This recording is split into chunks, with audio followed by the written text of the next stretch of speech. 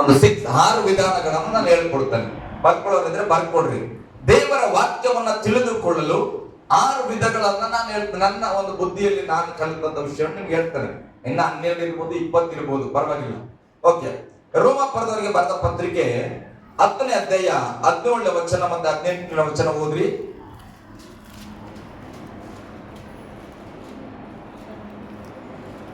ಆದ ಕಾರಣ ಸಾರಿದ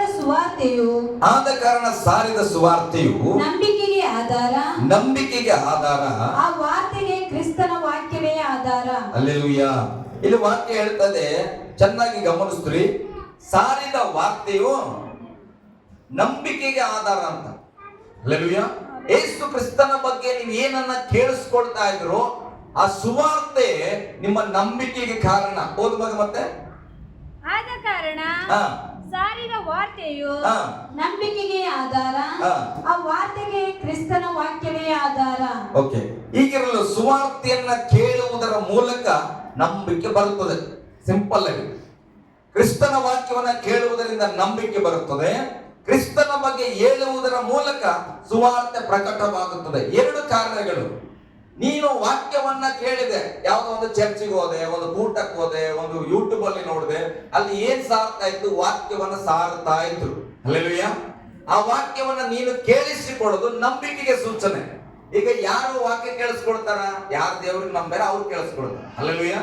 ಯಾರಿಗೆ ಯಾವ ಹಾಡು ಇಷ್ಟ ಆಗಿರ್ತದೆ ಆ ಹಾಡನ್ನ ನಾವು ಕೇಳಿಸ್ಕೊಳ್ತಾರೆ. ಅದು ಇಷ್ಟ, ಪ್ರೀತಿ, ಒಂದು ನಂಬಿಕೆ. ಹಾಗೆ ದೇವರ ವಾಕ್ಯವನ್ನ ಕೇಳುವುದು ನಂಬಿಕೆ. ಹೇಳ್ರಿ, ದೇವರ ವಾಕ್ಯವನ್ನ ಕೇಳುವುದು ನಂಬಿಕೆಗೆ ಕಾರಣ, ನಂಬಿಕೆಯನ್ನು ಹುಟ್ಟಿಸುತ್ತದೆ. ಆ ವಾಕ್ಯವನ್ನ ಮತ್ತೊಬ್ಬರಿಗೆ ನೀನು ಹೇಳುವ ವಿಧಾನವೇ ಸುವಾರ್ತೆ. ಹಲ್ಲೆಲೂಯಾ.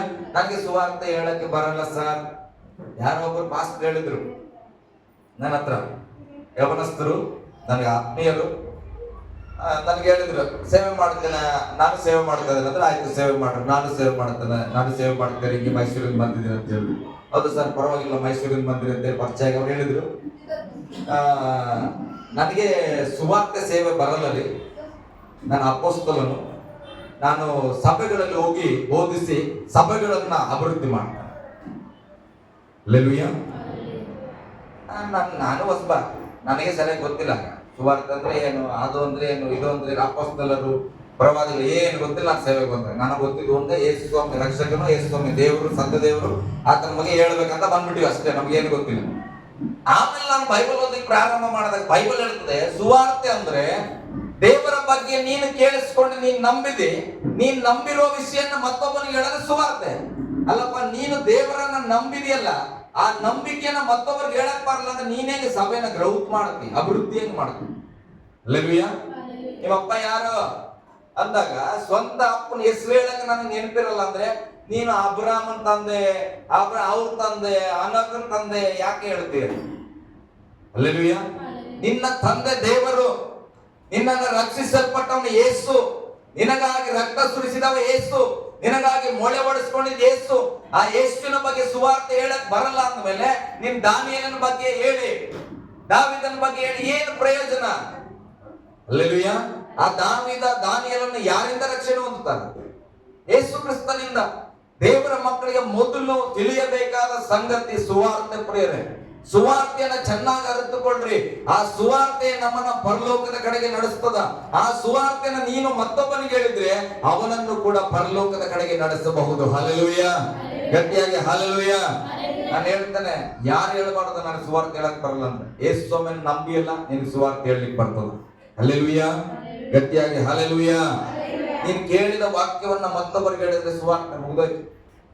ಏನ್ ಕೇಳಿ ಅದನ್ನ ಮನೇಲಿ ಹೋಗಿ ಹೇಳ್ಬಿಡು. ಮನುಷ್ಯರ ಇವತ್ತಿನ ಜನರೇಷನ್ ಅಂದ್ರೆ ಮನುಷ್ಯನ ಮನಸ್ಸಿನ ಸಮಸ್ಯೆ ನಾನು ಹೇಳ್ತಾನೆ, 100ರಲ್ಲಿ 95% ನಾನು ಬರ್ಕೊಂಡು ಬಂದು 95% ಜನಗಳಿಗೆ ಅವರು ಕೇಳಿದ ವಿಷಯವನ್ನ 72 ಗಂಟೆಗಳಲ್ಲಿ ಮರ್ತೋಗ್ಬಿಡ್ತಾರೆ. ಎಷ್ಟು ಗಂಟೆಗಳಲ್ಲಿ? 72 ಗಂಟೆಗಳಂದ್ರೆ ಎಷ್ಟು ದಿನ? 24, 48 ಅಲ್ಲ, 3 ದಿನನ? ಎಷ್ಟಾಗ್ತದೆ? 72 ಅಂದ್ರೆ ಗೊತ್ತಿಲ್ಲ. ಓಕೆ, ಒಂದೊಂದು ಸೆಲೆಕ್ಟ್ ಮಾಡ್ರೆ ಎಷ್ಟು ದಿನ ಆಗ್ತದೆ? ಇದು ನಿಮ್ಗೆ ಬಹಳ ಇಂಪಾರ್ಟೆಂಟ್. ಇದು 3 ದಿನದಾಗ ನಾವು ಕೇಳಿದ ವಿಷಯನ ಮರ್ತೋಗ್ತೇವಂತ. ಹಂಗ ಫಸ್ಟ್ ನಮ್ಮ ಮನೆ ಬಾಜುದಕ್ಕೆ 10 ವರ್ಷದಿಂದ ಏನೋ ಒಂದು ಮಾತಂದಳ ನಂಗೆ ಇನ್ನೂ ಮರ್ತೋಗಿಲ್ಲಲ್ಲ. ಸೈತಾನ್ ಭಾಳ ಹುಷಾರ ಅದನ್ನ. ನೀನು ಯಾವ್ದನ್ನ ಮರಿಬೇಕು ಅದನ್ನ ಚೆನ್ನಾಗಿ ಅಜ್ಜಿ ಹಾಕ್ತಾನ. ಇಲ್ಲಿ ಬರ್ಸ್ಕೊತಾವಲ್ಲ, ಅದು ಹೆಸರು ಇದು ಹೆಸರು, ಅದು ಹೋಗೇ ಮಾಡ್ಬೇಕು. ಆಕಿನೇ ಹೋಗಲ್ಲ, ಅದ್ರ ಹೆಸರು ಅದು ಇಲ್ಲಿಲ್ಲ. ನನ್ನ ದೋಸ್ತ ಕೈ ಹಲ್ಲೆಲೂಯಾ. ಅಂದ್ರೆ ಆಕೆ ಹೋಗಿದ್ರು ಕೂಡ ಇಲ್ಲೇ ಇರ್ಬೇಕು, ಜೀವನ ಪೂರ್ತಿ ಸಾಯ್ಬೇಕಾದ ಹೆಸರು ನೋಡಿ. ಹಂಗೆ ಸೈತಾನನು ಯಾವುದನ್ನ ಮರಿಬೇಕಲ್ಲ ಅದನ್ನ ಚೆನ್ನಾಗಿ ನಿನ್ನ ಹೃದಯದಲ್ಲಿ ಬರೀತಾನ, ಮರ್ತೋಗ್ಬಾರ್ದು. ಹಲ್ಲೆಲೂಯಾ, ಗಟ್ಟಿಯಾಗಿ ಹಲ್ಲೆಲೂಯಾ. ಆದ್ರೆ ಒಳ್ಳೆದ್ದು ಏನು ನಿನ್ನ ಮನಸ್ಸಲ್ಲಿ ಬಿದ್ದಿದೆಯೋ, ಬೈಬಲ್ ವಾಕ್ಯ ಹೇಳ್ತದೆ, ರೈತನು ಒಳ್ಳೆ ಬೀಜವನ್ನ ಬಿತ್ತಿದಾಗ ಮೊದಲು ಪಕ್ಷಿಗಳು ಬಂದು ಟಪ ಟಪ ಎತ್ಕೊಂಡು ಹೋಗುವಂತ. ಹಲ್ಲೆಲೂಯಾ, ಗಟ್ಟಿಯಾಗಿ ಹಲ್ಲೆಲೂಯಾ. ಕೇಳಿದ ವಿಷಯವನ್ನ 72 ಗಂಟೆಗಳಲ್ಲಿ 3 ದಿನಗಳಲ್ಲಿ ಮರೆತು ಹೋಗುತ್ತಾನ ಮನುಷ್ಯ. 95% ಜನ ಇದನ್ನೇ ಮಾಡ್ತಾರ. ಹಾಗಾದ್ರೆ ನೀನು ಕೇಳಿದ ವಿಷಯ ಮರೆತು ಹೋಗ್ಬಾರ್ದಂದ್ರೆ ನೀನೇನ್ ಮಾಡ್ಬೇಕು ಗೊತ್ತಾ? ಅದನ್ನ ಊರವ್ರಿಗೆಲ್ಲ ಹೇಳ್ಬಿಡು. ಏನ್ ಮಾಡು? ಊರವ್ರಿಗೆಲ್ಲ ಹೇಳ್ಬಾರಷ್ಟೇ. ನನ್ ಗಂಡ ನನ್ಗೆ ಹೊಡ್ದ, ಹಲ್ಲೆಲೂಯಾ. ಯಾರಿಗೆ ಹೇಳ್ಬಾರ್ದು? ತಾಯಿ ನಿನ್ ಕಾಲಿಗೆ ಬೀಳುತ್ತೆ, ಅದೇ ಹೇಳ್ತಾಳ ಅಮ್ಮ. ಆಮೇಲೆ ಈಗಿನೇ ಮರ್ತ್ ಬಿಡ್ತಾಳ. ಪಾಪ ನನ್ ಗಂಡ ಏನೋ ಮಿಸ್ ಕೊಡ್ತೀನಿ ಅಂತ ಮರ್ತ್ ಬಿಡ್ತಾಳ. ಪಕ್ಕದ ಮನೆ ಕೇಳ್ತಾವೆ, ನಮ್ ಗಂಡ ಬಾಳ ಒಳ್ಳೆದ ಕೂಡು, ಅವತ್ ನೀನೇ ಬಂದು ಹೇಳಿಲ್ಲ ನಿನ್ ಗಂಡ ಹೊಡ್ದಾನಂತ. ಹಲ್ಲೆಲೂಯಾ. ನೋಡ್ರಿ, ಕೆಟ್ಟದ್ದನ್ನ ಮಾತ್ರ ಮನಸ್ಸಿನಿಂದ ಮರೆಯಲ್ಲ, ಅದೇ ಒಳ್ಳೆದನ್ನ. ದೇವರು ಒಂದು 2 ವರ್ಷಗಳ ಹಿಂದೆ ನೀನ್ ಬಹಳ ಕಷ್ಟದಲ್ಲಿದ್ದಾಗ ದೇವರು ನಿನ್ ಜೊತೆ ನಿಂತ್ಕೊಂಡು ನಿನ್ನನ್ನು ಬಲಪಡಿಸಿ ನಿನಗೆ ಸುಖವಾದ ಜೀವಿತ ಕೊಟ್ಟು ಆಶೀರ್ವದಿಸಲ್ಪಟ್ಟು ಎಲ್ಲ ಕೊರತೆನ ನೀಗಿಸಿ ಆ ಕಣ್ಣೀರನ್ನೆಲ್ಲ ಒರೆಸಿ, ಬಾ ಮಗಳೇ ಚೆನ್ನಾಗಿರ ಅಂತೇಳಿ ಕರ್ಕೊಂಡು ಬಂದು ನಿಲ್ಸಿ. ಈಗ ಕೇಳಿದ್ರೆ ಅದು ಡಿಸೆಂಬರ್ ನವೆಂಬರ್ ಇರ್ಬೇಕು ಸರ್. ಹಾಗ ಅನಿಸ್ತದ.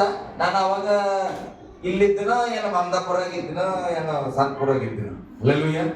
ನೋಡ್ರಿ, ದೇವರು ಮಾಡಿದ ಅದ್ಭುತದ ಸಮಯ ನಿನಗೆ ನೆನಪಿಲ್ಲ, ದೇವರು ಮಾಡಿದ ಅದ್ಭುತದ ದಿನಗಳು ನೆನಪಿಲ್ಲ, ಆಗಿದ್ದ ಪರಿಸ್ಥಿತಿ ನೆನಪಿಲ್ಲ. ಆದ್ರೆ ನೀನು ಯಾರೋ ಕೆಟ್ಟ ಬೈಗಳನ್ನ ಬೈದಿದ್ದು ಮಾತ್ರ ನಾನು ಚೆನ್ನಾಗಿ ನೆನಪದ. ಅವತ್ತು ಸೋಮವಾರ ಇದ್ದಿತ್ತು, ಅವತ್ತು ಅಮಾವಾಸ್ಯೆ ಇದ್ದಿತ್ತು, ಅದಕ್ಕೆ ಅವ ದೇವ್ರು ಹಿಡ್ದಂಗೆ ಮಾತಾಡಿದ್ವಿ. ಹಲ್ಲೆಲೂಯಾ. ಅಂದ್ರೆ ಏನನ್ನ ನಮ್ಮ ಮನಸ್ಸಲ್ಲಿ ಬರ್ಕೊಳ್ತಾ ಇದೀವಿ. ಹಾಗಾದ್ರೆ ನೀನು ಯಾರ ಅನ್ಯೋನ್ಯತೆಯಲ್ಲಿ ಇದ್ದೀಯಪ್ಪ? ನಾವು ವಾಕ್ಯದ ಅನ್ಯೋನ್ಯತೆಯಲ್ಲಿ ಇದ್ರೆ ಆ ಪುಸ್ತಕದಲ್ಲಿ ವಾಕ್ಯಗಳು ಬರೆಯಲ್ಪಡಬೇಕು. ಹಲ್ಲೆಲೂಯಾ. ಹೂವಿನ ಜೊತೆಯಲ್ಲಿ ಅನ್ಯೋನ್ಯತೆ ಇದ್ರೆ ಹೂವನ್ನ ಎತ್ಕೊಂಡಿದ್ರೆ ನೀನ್ ಹೆಂಗ ಬರೀತೀಯ? ಗುಲಾಬಿ ಯಾವ ಕಲರ್ ಇತ್ತು? ಅದು ಕೆಂಪಿಗೆ ಸ್ವಲ್ಪ ಪಿಂಕ್ ಕಲರ್ ಇದ್ದಿತ್ತು. ಹಲ್ಲೆಲೂಯಾ. ಅದು ಹೆಂಗಿತ್ತು? ಗಮತ್ ಬರ್ತಾ ಇತ್ತು ಅಂತ ಬರೀತಿ. ಅದೇ ನೀನು ಹಾವು ಹಿಡ್ಕೊಂಡಿದ್ರೆ ಹೂವ ಹೆಂಗಿತ್ತು? ಸ್ವಲ್ಪ ಉದ್ದುದ್ದಕ್ಕಿತ್ತು. ಹೂವ ಏನ್ ಮಾಡ್ತಾ ಇತ್ತು? ಹಿಂಗೆ ನಲಿತಾ ಇತ್ತು ಅಂತ. ಯಾಕೆ? ಕೈಯಲ್ಲಿ ಏನ್ ಹಿಡ್ಕೊಂಡಿವಿ? ಅನುಭವ. ನಮ್ಮ ಕೈಯಲ್ಲಿ ಏನಿದೆಯೋ ಅದೇ ಅನುಭವ, ಅದೇ ಮಾತು ಬರ್ತದ. ಹಲ್ಲೆಲೂಯಾ. ನೀನು ಯೇಸುನಾರ ನಂಬಿರು, ನೀನು ಸೈತಾನಾರ ನಂಬಿರು, ನಿನ್ನ ಒಳಗಿರೋ ನಂಬಿಕೆ ನಿನ್ನ ಮಾತು, ನಿನ್ನ ಒಳಗಿರೋ ನಂಬಿಕೆ ನಿನ್ನ ನಡತೆ, ನಿನ್ನ ಒಳಗಿರೋ ನಂಬಿಕೆ ನಿನ್ನ ಜೀವಿತ ಆಗಿರ್ತದ. ಹೇಳದೇನ್ ಬೇಕಾಗಿಲ್ಲ ನಾನು ನಂಬಿನಿ ನಾನು ನಂಬಿಲ್ಲ ಅಂತ. ನಿನ್ನ ಒಳಗೆ ವಾಕ್ಯ ಇದ್ರೆ ಅದು ಹೊರಗೆ ನಲಿದಾಡುವಂತದ್ದಾಗಿದೆ. ಹಲ್ಲೆಲೂಯಾ. ಗಟ್ಟಿಯಾಗಿ ಹಲ್ಲೆಲೂಯಾ. ವಿಶೇಷವಾಗಿ ಈ ವಾಕ್ಯದ ಪ್ರಕಾರ ಮೊದಲನೇದಾಗಿ ವಾಕ್ಯನ ಕೇಳಬೇಕು, ವಾಕ್ಯವನ್ನ ಮತ್ತೊಬ್ಬರಿಗೆ ಹಂಚಬೇಕು ಪ್ರಿಯರೇ. ಹಲ್ಲೆಲೂಯಾ. ವಾಕ್ಯವನ್ನ ತಿಳಿದುಕೊಳ್ಳುವ ಒಂದು ಆಸೆ ಇದ್ರೆ ಮೊದಲನೇ ಸ್ಟೆಪ್ ಏನಂದ್ರೆ ದೇವರ ವಾಕ್ಯವನ್ನು ಕೇಳೋದನ್ನು ಕಲೀರಿ, ಅದನ್ನ ಮತ್ತೊಬ್ಬರಿಗೆ ಹೇಳುವುದನ್ನ ಕಲೀರಿ. ಹಲ್ಲೆಲೂಯಾ. ಗಟ್ಟಿಯಾಗಿ ಹಲ್ಲೆಲೂಯಾ. ಓಕೆ, ಇನ್ನೊಂದು ರೋಮ 17 ವಚನ ಓದ್ರಲ್ಲೇ 18 ಓದ್ರಿ. ಏನಂತ? ಆದರೂ ಅವರ ಕಿವಿಗೆ ಬೀಳಲಿಲ್ಲವೇನೋ ಎಂದು ಕೇಳುತ್ತೇನೆ. ಬಿದ್ದದ್ದು ನಿಶ್ಚಯ. ಸಾರುವವರ ಧ್ವನಿಯು ಭೂಮಿಯಲ್ಲೆಲ್ಲ ಪ್ರಸರಿಸಿತು, ಅವರ ನುಡಿಗಳು ಲೋಕದ ಕಟ್ಟಕಡೆಯವರೆಗೂ ವ್ಯಾಪಿಸಿದವು. ಆದರೆ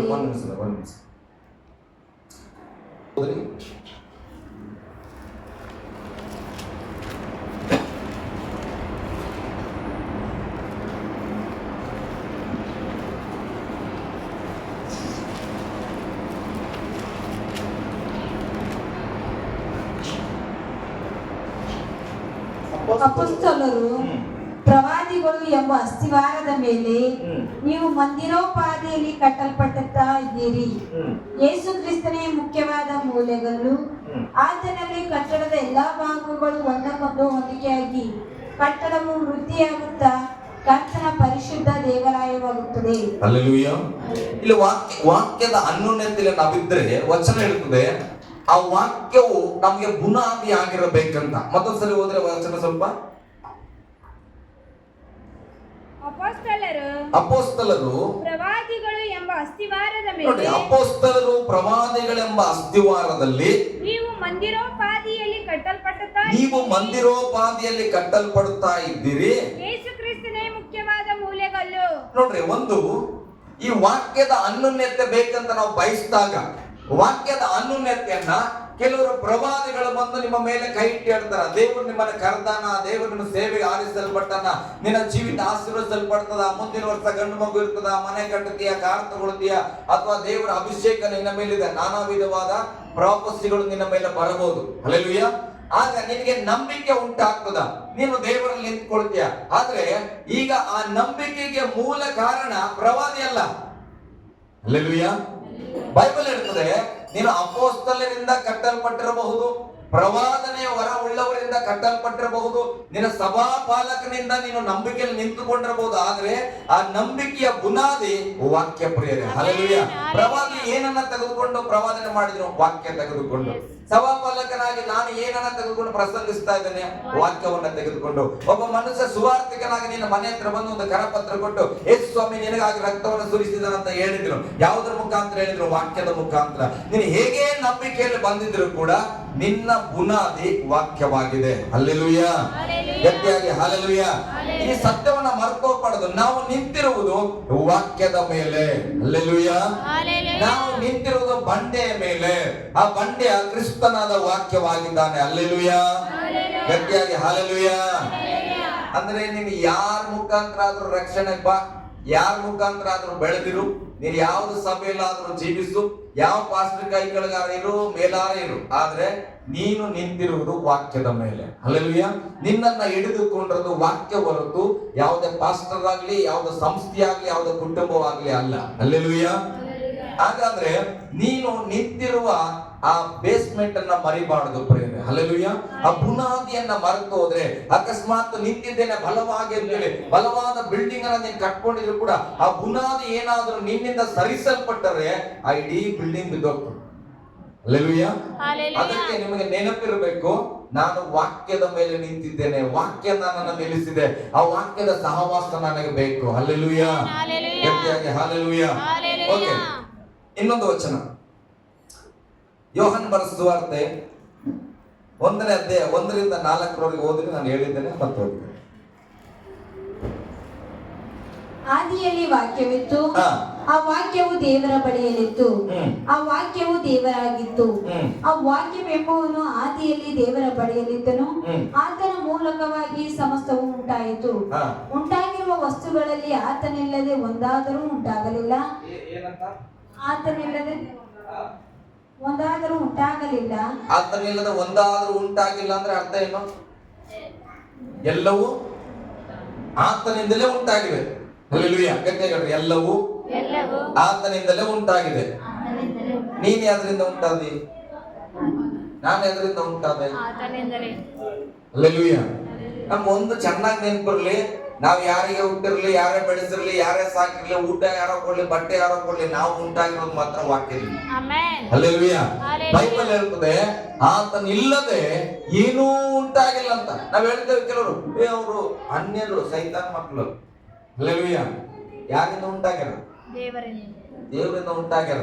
ಅವ್ರಿಗೆ ಏನ್ ಗೊತ್ತಿಲ್ಲ, ನನ್ನನ್ನು ಉಂಟು ಮಾಡೋದು ದೇವ್ರದ್ದು ಗೊತ್ತಿಲ್ಲ ಅಷ್ಟೇ.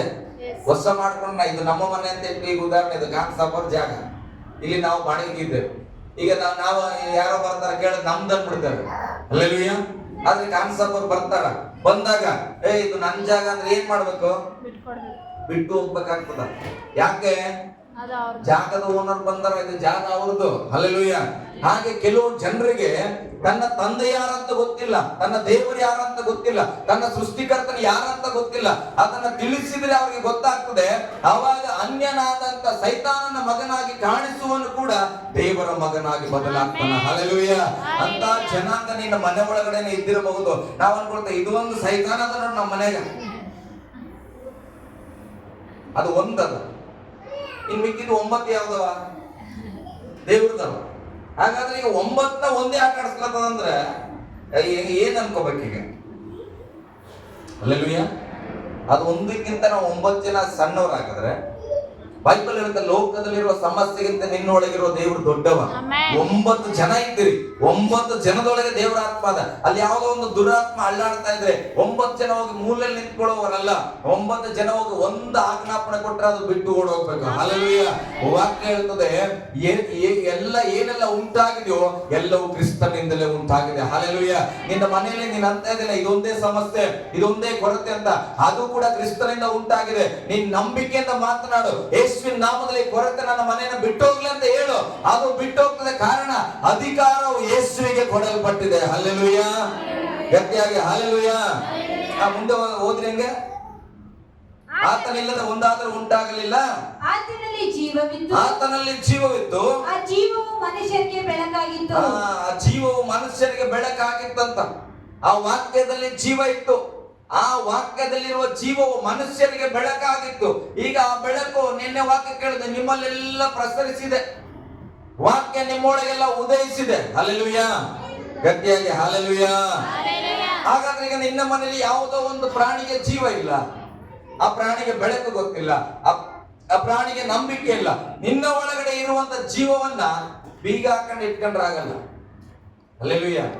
ನೀನು ಹೋಗ್ಬೇಕು ಅಲ್ಲೇ, ಅಮ್ಮ ವಾಶ್ರೂಮ್ ಹೋಗ್ಬೇಕು, ಹೊರಗೆ ಏನು ಕಾಣಿಸ್ತಾ ಇಲ್ಲ, ಕತ್ತಲೆ ಅಂತ ಮಗಳು ಹೇಳ್ತಾಳ. ಅಮ್ಮ ಏನ್ ಮಾಡ್ತಿ? ಅಮ್ಮನ ಅಪ್ಪನ ಏನ್ ಮಾಡ್ತಿ?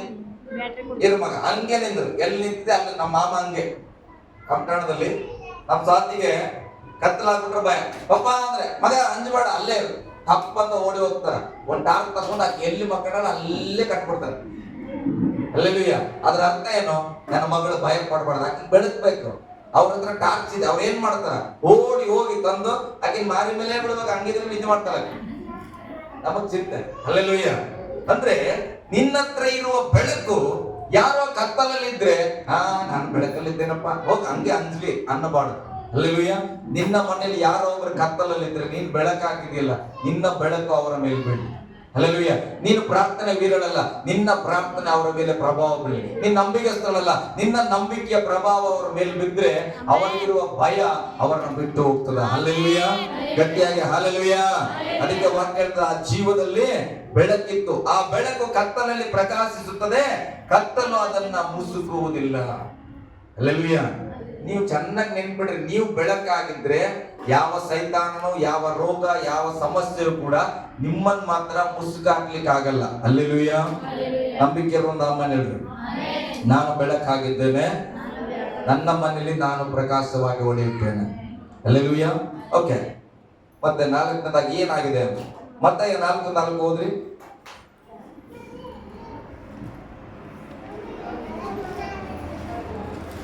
ಆತನು ಮನುಷ್ಯನು ರೊಟ್ಟಿ ತಿಂದ ಮಾತ್ರದಿಂದ ಬದುಕುವುದಿಲ್ಲ, ಹೌದು, ದೇವರ ಬಾಯಿಂದ ಹೊರಡುವ ಪ್ರತಿಯೊಂದು ಮಾತಿನಿಂದಲೂ ಬದುಕುವನು. ನಂಬಿಕೆ ಉಂಟಾ ಈ ಮಾತಿನಲ್ಲಿ? ಮನುಷ್ಯರು ರೊಟ್ಟಿ ತಿಂದ ಮಾತ್ರಕ್ಕೆ ಬದುಕುವುದಿಲ್ಲ, ದೇವರ ಬಾಯಿಂದ ಹೊರಡುವ ಪ್ರತಿಯೊಂದು ಮಾತಿನಿಂದಲೂ ಬದುಕುವರು. ನಂಬುವವರು ಒಂದು ಗಂಟೆಗೆ 3:30 ಆದ್ರೆ ಕೂಡ ಚಿಂತೆ ಇಲ್ಲ, ಊಟ ಇಲ್ದಾರ ನಾವು ಬದುಕ್ತಾವಲ್ಲ. ಹಲ್ಲೆಲೂಯಾ. ಟೈಮಿಂಗ್ ಮುಗಿಸೋಣ. ಅಂದ್ರೆ ಮನುಷ್ಯನ ರೊಟ್ಟಿ ತಿಂದ್ರೆ ಮಾತ್ರಕ್ಕೆ ಬದುಕಲ್ಲ, ದೇವರ ವಾಕ್ಯವು ಆಹಾರವಾಗಿದೆ ಪ್ರೇರೆ. ಹಲ್ಲೆಲೂಯಾ. ನಿಮ್ಮ ಮನೆಯಲ್ಲಿ ಆರಾಮಿಲ್ಲ, ಒಬ್ಬರಿಗೆ ಬಹಳ ಜಿಗುಪ್ಸಿಲ್ಲ, ಅದ್ರ ಊಟ ಕುಡಿಯಲ್ಲ, ನೀರು ಕುಡಿಯಲ್ಲ, ಬಹಳ ಸುಸ್ತಾಗಿ ಬಿಟ್ಕೊಂಡ್ಬಿಟ್ಟಾಳ, ಆಕೆ ಹೋಗ್ಬಿಡ್ತಾಳ ಅನ್ನೋ ಪರಿಸ್ಥಿತಿ ಬರ್ತದೆ. ನಮ್ಮ ದೊಡ್ಡಮ್ಮ ಹಂಗೆ ಇದ್ದಿತ್ತು, ಸತ್ತೋಗ್ಬಿಡ್ತಾಳ ಅಂತ ಅನ್ಕೊಂಡು ಎಲ್ಲರೂ ನೀರು ಕೂಡ ಹೋಗ್ತಾ ಇಲ್ಲ ಅಂತ. ಆದ್ರೆ ನಮಗೊಂದು ಸತ್ಯ ಗೊತ್ತಿತ್ತು, ದೇವ್ರು ಏನೋ ಮಾತಾಡಿದ್ರು ಬದುಕ್ತಾಳಂತ. ಅದಕ್ಕೆ ನಮಗೊಂದು ಗೊತ್ತಿತ್ತು ಏನಂತ, ಮನುಷ್ಯನ ರೊಟ್ಟಿ ತಿಂದ ಮಾತ್ರದಿಂದ ಬದುಕಲ್ಲ, ದೇವ್ರ ಮಾತು ಹೋದ್ರು ಕೂಡ ಬದುಕ್ತಾರಂತ. ನಾವು ಹೋಗಿ ಏನ್ ಮಾಡಿದ್ವಿ, ನಮ್ಮಮ್ಮ ಸಾಯಲ್ಲ, ನಮ್ಮಮ್ಮ ಬದುಕ್ತಾಳ, ದೇವ್ರು ನನ್ಗೆ ಹೇಳಲ್ಲ ಅಂತ ಹೇಳುವಾಗ ನಮ್ಮಮ್ಮ ಒಂದಿನ ಬದುಕೇ ಬಿಟ್ಲು. ನಮ್ಮಮ್ಮ ಹೇಳ್ತಾಳ, ಎಲ್ಲರೂ ಸಾಯ್ತಾಳ ಅಂತ ಇದ್ರು, ನೀನು ಒಬ್ಬನೇ ಬದುಕ್ತಾನ ಅಂತ ಇದೆ. ಅದು ಕೇಳುವಾಗ ಸಂತೋಷ ಆಗ್ತಿತ್ತು ನಮ್ಮಮ್ಮಗೆ ಬೆಡ್ ಮೇಲೆ. ಹಲ್ಲೆಲೂಯಾ. ನೋಡ್ರಿ, ನೀರಿಲ್ಲದೆ ಸಾಯುವ ಪರಿಸ್ಥಿತಿಯಲ್ಲಿ ಇದ್ದಂತ ನಮ್ಮ ದೊಡ್ಡಮ್ಮ ದೇವರ ಮಾತಿನಿಂದ ಬದುಕಿದಳು ಪ್ರೇರೆ. ಹಲ್ಲೆಲೂಯಾ. ಅದಕ್ಕೆ ಅಂತ ಪರಿಸ್ಥಿತಿಯಲ್ಲಿ ಇರೋರ ಮುಂದೆ ನಿನ್ನ ಒಳಗಡೆ ವಾಕ್ಯ ಇದ್ರೆ ನೀನು ಮಾತಾಡ್ತೀನಿ, ನೀನು ಬೆಳಕಾಗಿದ್ರೆ ಬೆಳಕು ತೋರಿಸ್ತೀನಿ. ನಿನ್ನ ಒಳಗಡೆ ವಾಕ್ಯ ಇಲ್ಲದೆ ಹೋದ್ರೆ ನೀನ್ ಏನ್ ಮಾಡ್ತಾ, ಅಯ್ಯೋ ಗಂಜಿ ಗುಡಿ ಅನ್ನೋಟಾಳ, ನಾಳೆ ಟಿಕೆಟ್ ಇರುತ್ತೆ. ಇಲ್ಲಿ ಏನದ ನಮ್ಮೊಳಗ, ಆಕೆ ಒಳಗೆ ಏನದ ಅದೇ ಅದ. ಆಕೆ ಅನ್ಕೊಂಡಾಳ, ಅಯ್ಯೋ ನಾ ಸತ್ತೋಗ್ಬಿಡ್ತೆ ಅಂತಾಳೆ. ಇಲ್ಲಿ ನಾವು ಎಲ್ಲ ರಬ ಕೂಡ ಹೋಗಿ ಸತ್ತೋಗ್ಬಿಡ್ತಾವ. ನೀವು ರಬ ಅಂದಿದ್ದು ಫಾಯ್ದೆ ಏನಪ್ಪ? ನಿನ್ನ ಒಳಗೆ ಏನ್ ಬರ್ಬೇಕು ಅಂತ ದೇವ್ರ ದೇವ್ರು ಗುಣಪಡಿಸ್ತಾರ, ದೇವ್ರು ಸೌಖ್ಯ ಮಾಡ್ತಾರ. ವಿಶ್ವಾಸ ಮಾಡು, ನಾವು ಪ್ರಾರ್ಥನೆ ಮಾಡ್ತೇವೆ, ಪ್ರತಿಫಲ ದೇವ್ರಿಗೆ ಬಿಟ್ಟಿದ್ರಿ. ಬಟ್ ನಿನ್ನ ಒಳಗೆ ಏನಿದೆ ಅದು ಹೊರಗೆ ಬರ್ತಾ ಇರ್ಲಿ. ಒಳಗಿರುವ ನಂಬಿಕೆ ಹೊರಗೆ ಬರಬೇಕು, ಒಳಗಿರುವ ವಾಕ್ಯ ಹೊರಗೆ ಬರಬೇಕು. ಯಾವಾಗಲೂ ಬರೀ ಹಾವಿನ ತರನೇ ಬರ್ತಾ ಇದೆ ಅಂದ್ರೆ ನೀನ್ ಹಿಡ್ಕೊಂಡಿ ಅದೇ. ಹಲ್ಲೆಲೂಯಾ. ಓಕೆ, ಮುಂದೆ ನಾನು ಹೋಗ್ತೇನೆ, ಟೈಮ್ ಆಗ್ತದೆ. ಯೋಹಾನ 1 ಓದ್ರಿ. ಒಬ್ರು ಇಬ್ರಿಯ 4:12 ತೆಗೆದುಕೊಂಡ್ರೆ ಬೇಗ. ಇಬ್ರಿಯ 4:12. ನಾವು ನಿಮಗೆ ಪ್ರಸಿದ್ಧಿಪಡಿಸುವ ಜೀವವಾಕ್ಯವು ಆದಿಯಿಂದ ಇದ್ದದ್ದು. ನಾವು ಇದನ್ನು ಕಿವಿಯಾರೆ ಕೇಳಿ. ಇದು ವಚನ ಓದಿದ್ರಲ್ಲ, ಮತ್ತೊಂದು ಓದ್ರಿ. ಇಬ್ರಿಯ 4:12 ಓದ್ರಿ. ಯಾಕೆಂದರೆ ದೇವರ ವಾಕ್ಯವು ಏನಾದದ್ದು? ದೇವರ ವಾಕ್ಯವು ಸಜೀವವಾದದ್ದು. ಹಲ್ಲೆಲೂಯಾ. ಆಮೇಲೆ ನೋಡಿ, ದೇವರ ವಾಕ್ಯ ಸಜೀವವಾದದ್ದು, ಕಾರ್ಯ ಸಾಧಿಸುವಂತದ್ದು. ಹಲ್ಲೆಲೂಯಾ. ನಾಳೆಗೆ ಬರ್ತೀಯ, ಜೊತೆಗೆ ಬರ್ತೀನಿ ಅಂತೇಳಿ ಬರ್ದೇ ಇರಕ್ಕೆ ಮನುಷ್ಯ ಅಲ್ಲ ಆತ. ಹಲ್ಲೆಲೂಯಾ. ಹಲ್ಲೆಲೂಯಾ. ಯುಗದ ಸಮಾಪ್ತಿಯವರೆಗೆ ನಿನ್ ಜೊತೆ ಇರ್ತೇನೆ ಅಂತ ಹೇಳಣ ಅಂದ್ರ ಇದ್ದೇ ಇರ್ತಾನ, ಆತನ ನಂಬಿಸ್ತನು. ಹಲ್ಲೆಲೂಯಾ. ಇನ್ನ ಇಕ್ಕಟ್ಟಿನ ಸಮಯದಲ್ಲಿ ಹತ್ತಿರವಿದ್ದು ವಿಶೇಷವಾದ ರಕ್ಷಣೆಯನ್ನು ಕೊಡುವೆನು 91ನೇ ಕೀರ್ತನೆ ಹೇಳ್ತದ. ಮರೆಯಲ್ಪಟ್ಟಿದ್ರೆ ಆತ ನಿಜವಾಗಿ ನೀನ್ ನಂಬಿದ್ರೆ ಇಕ್ಕಟ್ಟಿನ ಸಮಯದಲ್ಲಿ ನಿನ್ನ ಜೊತೆಗಿರುವವನಾಗಿದ್ದಾನೆ. ಹಲ್ಲೆಲೂಯಾ. ಹಂಗ ಅದನ್ನ ಅಂತೇಳಿ ಇವತ್ತು ಹೊಸ ಅಂಗಿ ಹಾಕೊಂಡು ನಿಂತು, ಇಲ್ಲ ಅಂದ್ರೆ ಇವತ್ತು ಹೊಸ ಅಂಗಿ ಇರಂಗಿಲ್ಲ ಮೈ ಮೇಲೆ. ಹಲ್ಲೆಲೂಯಾ. ನನಗಿರೋ ಪರಿಸ್ಥಿತಿಯಲ್ಲಿ ಅಂಗಿ ತಗೊಳ್ಳೋದಿಲ್ಲ, ದಸ್ತಿ ತಗೊಳ್ಳೋಕೆ ಕಾಸು ಇದ್ದಿಲ್ಲ. ಆದ್ರೂ ಕೂಡ ದೇವರ ಕೃಪೆ, ದೇವರು ನಮ್ಮ ಸಂಗಡ ಇರುವ ಕಾರಣ ಸಭೆಯಲ್ಲಿ ಯಾರ್ದೋ ಹೃದಯದಲ್ಲಿ ದೇವರ ಆತ್ಮನ ಒಕ್ಕುವಾಗ, ಆತನ ನನ್ನ ಮಗ ಏನೋ ಒಂದು ಒಡಂಬಡಿಕೆ ಮಾಡೇನಪ್ಪ, ಆತನ ನಾಳೆ ನಾನು ಹೊಸ ಬಟ್ಟೆ ಕೊಡ್ಬೇಕಂತ ಕಡೇ ಕ್ಷಣದಲ್ಲಿ ಅದ್ಭುತ. ನಾನಾಗಿದ್ರೆ ಬರೀ ಶರ್ಟ್ ತಗೋತಿದ್ದೆ. ಹಲ್ಲೆಲೂಯಾ. ದೇವರು ಮಾತಾಡಿದ್ರೆ ಪ್ಯಾಂಟ್ ಕೂಡ ಬಂದಿದೆ ಮನೇಲಿ ನೀನು. ನನ್ನ ಪ್ರಯತ್ನ ಬೇರೆ, ದೇವರ ಪ್ರಯತ್ನ ಬೇರೆ. ಒಳಗಿರೋದನ್ನ ಮಾತನಾಡ್ರಿ. ನನಗೆ ಒಂದ್ಸಾರಿ ಅನ್ಸ್ತದ, ಇದೆಂತ ಒಡಂಬಡಿಕೆ, ಇದು ಯಾಕೆ ಮಾಡ್ಬೇಕಿತ್ತಂತ. ಅದು ನನ್ನ ಸೋಕಿಗಾಗಿದ್ರು ಕೂಡ ನಾನು ಹೇಳ್ತೇನೆ, ನನ್ನ ತಂದೆ ಸರ್ವಶಕ್ತನಪ್ಪ, ನಾನ್ ನಂಬಿರೋ ದೇವರು ದೊಡ್ಡವನು. ನನ್ನ ದೇವರು ದೊಡ್ಡವನಾಗಿರುವ ಕಾರಣ ನನಗೆ ದೊಡ್ಡದನ್ನೇ ಕೊಡುವವನಾಗ್ಯಾನ. ಹಲ್ಲೆಲೂಯಾ. ನೀನು ಊಹೆ ಮಾಡೋದಕ್ಕಿಂತ ಹೆಚ್ಚಾಗಿ, ಬಯಸುವುದಕ್ಕಿಂತ ಹೆಚ್ಚಾಗಿ ಮಾಡ್ಲಿಕ್ಕೆ ಆತನ ಶಕ್ತನಂತ ವಾಕ್ಯ ಹೇಳ್ತದೆ. ದೇವರ ವಾಕ್ಯವು ಸಜೀವವಾದದ್ದು. ಅದು ಏನ್ ಮಾಡುವಂತದಂತ ಅಂದ್ರೆ ಕೆಲಸ ಮಾಡೋದದು, ಹೇಳೋದಲ್ಲ. ಕೆಲವ್ರು ಹೇಳ್ತಾರ, ನೀಗೇನ್ ಬೇಕೋ ನಾ ತಂದ್ಬಿಡ್ತೇನೆ ಬಿಡು, ಕಸ ಹೊಡ್ಬಿಡು, ಒಳಗ್ ಬಿಡ್ತೇನೆ ಬಿಡು, ಪಾತ್ರೆ ತೊಳೆದು ಬಿಡ್ತೇನೆ ಬಿಡು, ಬಟ್ಟೆ ಒಗ್ದು ಬಿಡ್ತೇನೆ ಬಿಡು, ಹೆಣ್ಮಕ್ಳದಾಯ್ತು, ಹೊಲ್ದಾಗ ಹೋಗಿ ನೀರ್ ಕಟ್ಟಿ ಬಂದ್ಬಿಡು, ಕಟ್ ಬಿಡ್ತೇನೆ ಬಿಡು. ಇನ್ನೇನು ಗಂಡ್ ಮಕ್ಳ ಕೆಲಸ ಮನೇಲಿ ಏನಿಲ್ಲ, ಊಟ ಮಾಡ್ಬಿಡ್ತೇವೆ, ಕೈ ತೊಳೆದು ಬಿಡ್ತೇವೆ, ಮುಗಿ. ಹಲ್ಲೆಲೂಯಾ. ಹೊರಗೆ ಹೋಗಿ ಮೇಕೆಗೆ ಒಂದಷ್ಟು ಸೊಪ್ಪು ತಗೊಂಡ್ಬಂದ್ಬಿಡು, ಹಾಕ್ಬಿಡು ಅಂತ ಹೇಳಿ ಇರುವ ಮನುಷ್ಯರಲ್ಲ. ದೇವ್ರು ಏನಾದ್ರೂ ಹಾಕ್ಬಿಡು ಅಂದ್ರೆ ನಿನ್ ಮೇಕೆ ಸೊಪ್ಪು ಕೊಡದೇವ್ರು. ಹಲ್ಲೆಲೂಯಾ. ಗಟ್ಟಿಯಾಗಿ ಹಲ್ಲೆಲೂಯಾ. ಆ ದೇವರ ವಾಕ್ಯವು ಏನಾಗಿದೆ? ಸಜೀವವಾದದ್ದು ಮತ್ತೆ ಕಾರ್ಯ ಸಾಧಿಸುವಂತದ್ದು. ಹೇಳಿ, ಕಾರ್ಯ ಸಾಧಿಸುವಂತದ್ದು. ಹಾಗಾದ್ರೆ ನಿನಗೆ ದೇವ್ರು ಏನಾದ್ರೂ ಒಂದು ಮಾತು ಕೊಟ್ಟಿದ್ರೆ, ಮಗಳೇ ನಿನ್ನ ನಾನು ಆರಿಸಿದ್ದೇನೆ, ನಿನ್ನ ಸೇವೆಯಲ್ಲಿ ಉಪಯೋಗಿಸ್ತೇನೆ ಅಂತ ಮಾತು ಕೊಟ್ಟಿದ್ರೆ ಅದು ಕಾರ್ಯ ಆಗ್ತದ? ಇಲ್ಲ. ನೀನ್ ಬಲಹೀನಳಪ್ಪ, ನಿನ್ ಮನೇಲಿ ಹೊರಗ್ ಬಿಡಲ್ಲಪ್ಪ, ನೀನ್ ಹೋಗ್ಬೇಡಪ್ಪ, ಹಿಂಗಿದ್ರೆ ಈಗ ದೇವ್ರು ಹೇಳಲ್ಲ ನಿನ್ ಸೇವೆ ಕರ್ದೀನಿ, ನೀನ್ ಉಪಯೋಗಿಸ್ತೇನೆ. ಈಗ ದೇವ್ರ ಕಾರ್ಯ ಕೆಲಸ ಮಾಡ್ತದ ಅಂತೀರಿ? ಇಲ್ಲ ಅಂತೀರಿ. ಬೀಗ ಹಾಕಿರಲ್ಲ, ಬೀಗ ಹಾಕಿದ್ರೆ ಆಗ್ತದ? ಇಲ್ಲ. ಈಗ ಹಲ್ಲೆಲೂಯಾ.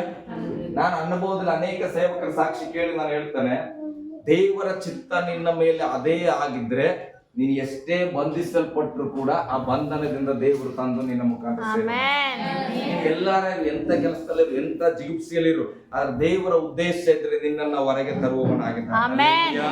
ಗಟ್ಟಿಯಾಗಿ ಹಲ್ಲೆಲೂಯಾ. ಸಜೀವ ವಾಕ್ಯವನ್ನು ನಂಬ್ರಿ, ಅದು ನಿಮ್ ಜೀವಿತದಲ್ಲಿ ಕೆಲಸ ಮಾಡುವಂತದ್ದಾಗಿದೆ. ಮತ್ತೊಂದು ಯಾಕೋಬನ ಬರೆದ ಪತ್ರಿಕೆ 1:23, ವಾಕ್ಯದ ಸಾವಸ್ಥಲ್ಲಿ ಇದ್ರಿ ಏನಂತ ನಾನು ಹೇಳ್ತಾ ಇದ್ದೇನೆ. ವಾಕ್ಯವನ್ನ ತಿಳಿಯೋದು ಹೇಗೆ? ವಾಕ್ಯ ಹೇಳ್ತಾ ಇದೆ, ವಾಕ್ಯವು ನಮಗೆ ಬೆಳಕಾಗಿದೆ, ವಾಕ್ಯವು ನಮಗೆ ಬುನಾದಿಯಾಗಿದೆ, ನಮಗೆ ವಾಕ್ಯ ಏನಾಗಿದೆ? ಆಹಾರವಾಗಿದೆ. ಮತ್ತೆ ಈಗ ನಾವು ನೋಡ್ಕೊಂಡ್ವಿ. ಮುಂದೆ ಯಾಕೋಬ 1:23 ಹೋದ್ರಿ. ಯಾವನಾದರೂ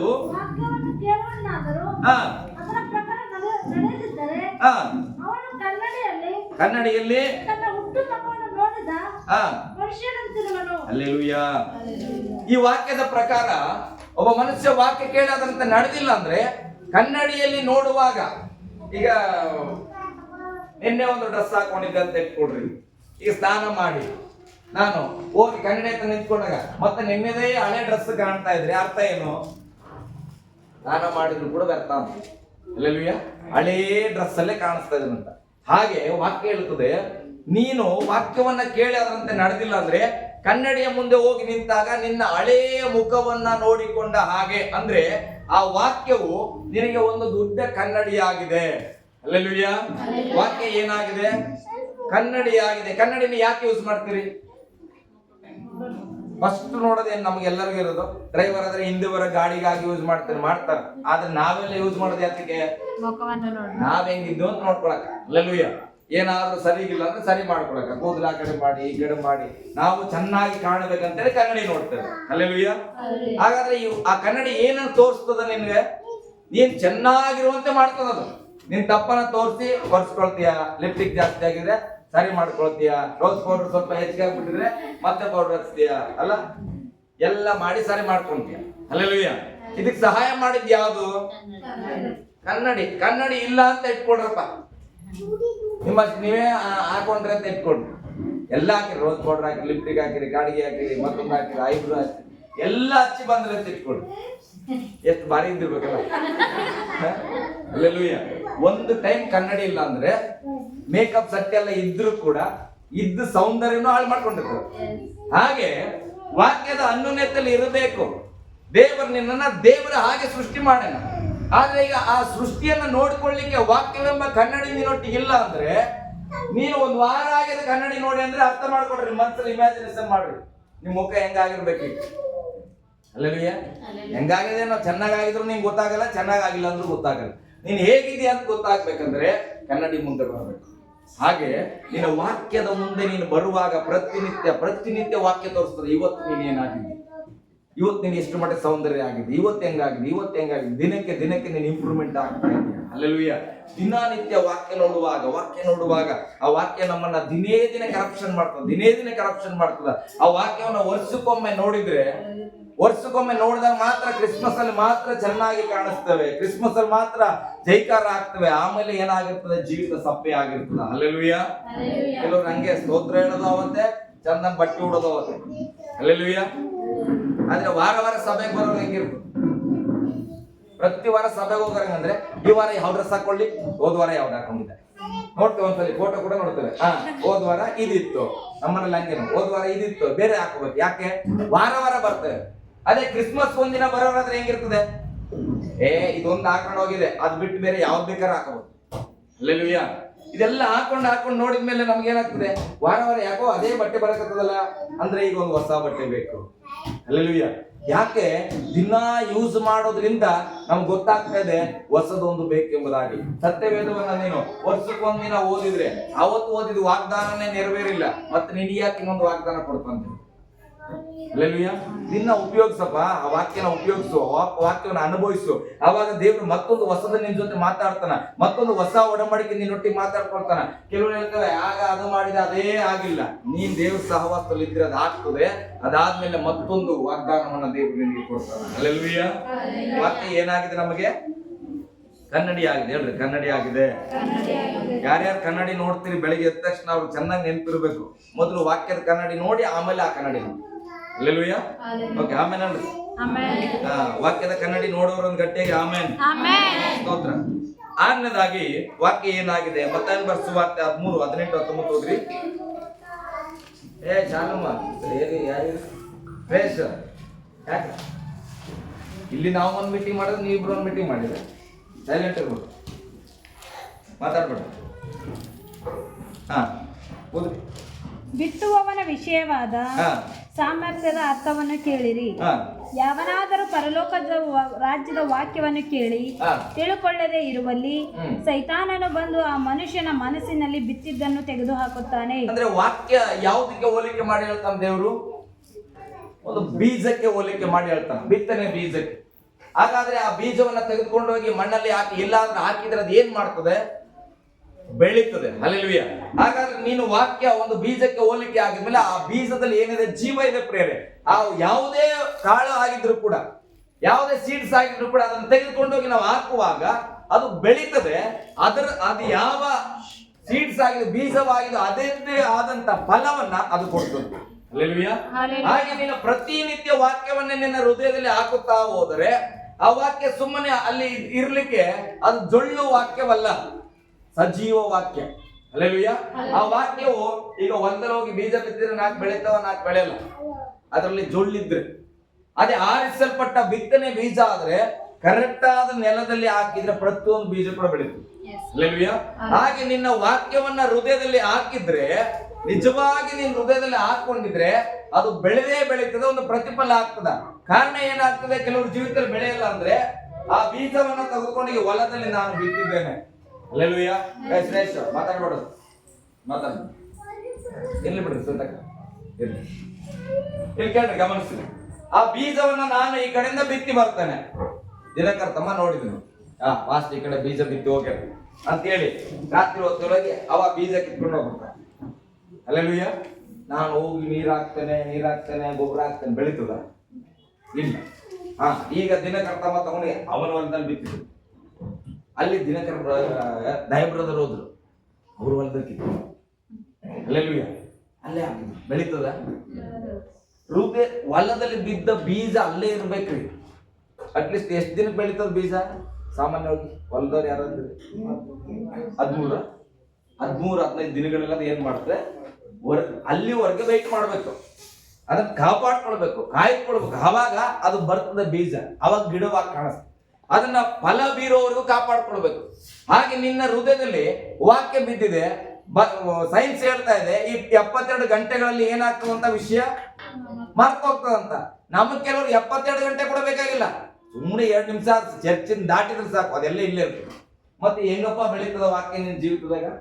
ಪ್ರತಿಫಲ ಹೆಂಗೆ ಬರ್ತದ? ವಾಕ್ಯ ಹೇಳ್ತದ 3 ದಿನನಾದ್ರು ನೆನ್ಪಿಟ್ಟು ನನಗೋಸ್ಕರ ಆದ್ರು ಕೇಳಿದ ವಾಕ್ಯನ ಸೋಮವಾರ, ಮಂಗಳವಾರ, ಬುಧವಾರ ತಿರುಗಿ ಓದ್ರಿ ಅಂತ. ತಿರುಗಿ ಹೋದ್ರಿ. ಯಾಕೆ ಪಾಸ್ಟ್ ಹೇಳ್ಯಾರಪ್ಪ 3 ದಿನದಲ್ಲಿ ಏನೋ ಮರ್ತೋಗ್ಬಿಡ್ತದ ಅಂತೇಳಿ 3 ದಿನಕ್ಕೆ 3 ದಿನ 3 ಸರಿ ಆದ್ರೂ ಓದ್ರಿ, ಅದು ನಿಮ್ಮ ಜೀವಿತದಲ್ಲಿ ಪ್ರತಿಫಲ. ನಿಮ್ಮ ಮನಸ್ಸಲ್ಲಿ ನೆನಪಾಗಿ ಇಟ್ಕೊಬಿಡ್ರಿ. ಆ ವಾಕ್ಯವನ್ನ ಕಾಪಾಡ್ಕೊಂಡ್ರೆ ಅದ್ರ ಕೆಲಸ ಅದು ಮಾಡ್ತದ. ನಮ್ ಕೆಲಸ ಏನು, ಆ ವಾಕ್ಯವನ್ನ ಯಾರು ಕದ್ಕೊಳ್ಳದಂಗ್ ನೋಡ್ಕೊಂಡ್ರೆ ಸಾಕು ನಮ್ಮ ಮನಸ್ಸಲ್ಲಿ. ಹಲ್ಲೆಲೂಯಾ. ಮರ್ತೋಗದ ಹಾಗೆ ಆ ನಂಬಿಕೆಯಲ್ಲಿ ಇಟ್ಟುಕೊಂಡ್ರೆ ಆ ವಾಕ್ಯ ತನ್ನಷ್ಟಕ್ಕೆ ತಾನೇ ಅದು ಬೆಳೆಯುವಂತದಾಗಿ. ರೈತ ಬಿತ್ತಿ ಅದಕ್ಕೆ ನೀರ್ ಹಾಕ್ತಾ ಇರ್ತಾನ ಅಷ್ಟೇ. ಆ ಬೀಜನ ಇದು ಸ್ವಲ್ಪ ಬೀಜ ಹೊಡೆದ್ರೆ ಅಲ್ಲ ಗಿಡ ಬರೋದು. ಹಂಗಂತೇಳಿ ರೈತ ತಾಳು ಅಡ್ವಾನ್ಸ್ ಆಗಿ ಹೊಡೆದು ಒಳಗಾಗ್ತಾರೆ ಅಂದ್ರೆ ಬೆಳೀತದ? ಇಲ್ಲ, ಅದು ತನ್ನಷ್ಟಕ್ಕೆ ತಾನೇ ಹೊಡಿಬೇಕು. ವಾಕ್ಯವನ್ನ ನಂಬಿದ ಮೇಲೆ, ವಾಕ್ಯವನ್ನ ಕೇಳಿದ ಮೇಲೆ ಅದನ್ನ ಸಂಕ್ಷಿಪ್ತವಾಗಿ ಇಟ್ಕೊಳ್ಬೇಕು, ಅದನ್ನ ಚೆನ್ನಾಗಿ ಕಾಪಾಡ್ಕೊಳ್ಬೇಕು. ಬೈಬಲ್ ಪ್ರಕಟಣೆ ಪುಸ್ತಕದಲ್ಲಿ ನಿನಗೆ ಶಕ್ತಿ ಕೊಂಚವಾಗಿದ್ದರೂ ಕೂಡ ನೀನು ನನ್ನ ವಾಕ್ಯವನ್ನ ಕಾಪಾಡಿಕೊಂಡ ಕಾರಣ ಲೋಕದ ಮೇಲೆ ಬರುವ ಸಂಕಷ್ಟಗಳು, ರೋಗಗಳಿಂದ ನಿನ್ನನ್ನು ನಾನು ವಿಮುಕ್ತಿಗೊಳಿಸಿದ್ದೇನೆ. ಹಲ್ಲೆಲೂಯಾ. ಅದನ್ನು ನಿನ್ನ ಮೇಲೆ ಬರಮಾಡದಂತೆ ನಾನು ಕಾಪಾಡಿಕೊಂಡಿದ್ದೇನೆ. ಯಾತಕ್ಕೆ ದೇವರು ಹೇಳ್ತಾರ, ನನ್ನ ವಾಕ್ಯನ ಕಾಪಾಡಿದ್ರಿಂದ ಅಂದ್ರೆ ಬೈಬಲ್ನ ಯಾವಾಗ್ಲೂ ಎದೆ ಇಟ್ಕೊಂಡಿದ್ರಿಂದಲ್ಲ, ಬೈಬಲ್ ಅಲ್ಲಿರುವ ಮಾತುಗಳನ್ನ ನಿನ್ನ ಜೀವಿತದಲ್ಲಿ ಇಟ್ಟುಕೊಂಡ್ರು. ಹಲ್ಲೆಲೂಯಾ. ಹಲ್ಲೆಲೂಯಾ. ಹೇಳ್ರಿ, ಆ ವಾಕ್ಯವನ್ನ ನಾವು ಕಾಪಾಡಿಕೊಳ್ತೇವೆ, ಹಿಡಿದುಕೊಳ್ತೇವೆ. ಓಕೆ. 7ನೇದಾಗಿ FSC 5:27 ಓದ್ರಿ. ಕೊನೆ ಭಾಗ ಬಂದಿದೆ.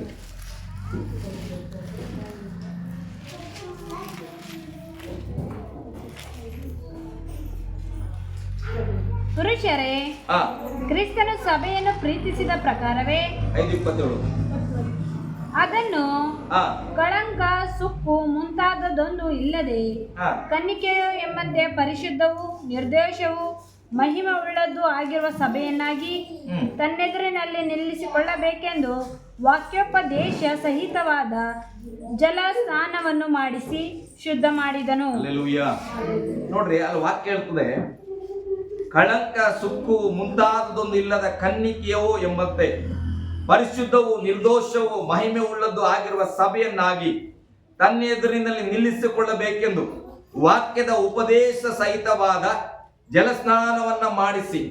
ವಾಕ್ಯ ಉಪದೇಶ, ನಾವ್ ಹೇಗೆ ಪ್ರತಿನಿತ್ಯ ನಮ್ಮನ್ನ ಶಾರೀರವನ್ನು ಶುದ್ಧಿ ಮಾಡ್ಕೊಳ್ಳಿಕ್ಕೆ ನಾವು ಸ್ನಾನ ಮಾಡ್ತೇವೆ ನೀರಿನಿಂದ, ಹಾಗೆ ಈ ವಾಕ್ಯದ ಉಪದೇಶ, ನೀನು ವಾಕ್ಯ ಕೇಳೋದಾಗ್ಲಿ, ಸುವಾರ್ತೆ ಕೇಳೋದಾಗ್ಲಿ, ಅಥವಾ ಸಂದೇಶ ಕೇಳೋದಾಗ್ಲಿ, ಅಥವಾ ನೀನೇ ಬೈಬಲ್ ಓದೋದಾಗ್ಲಿ, ಈ ಎಲ್ಲವೂ ವಾಕ್ಯ ಕೇಳಿಸಿಕೊಳ್ಳುವ ಉಪದೇಶ ಏನನ್ನ ಸೂಚಿಸ್ತದಂದ್ರೆ ಜಲಸ್ನಾನ ಮಾಡಿಸಿ ಶುದ್ಧ ಮಾಡುವಂಥದ್ದು. ಹಲ್ಲೆಲೂಯಾ.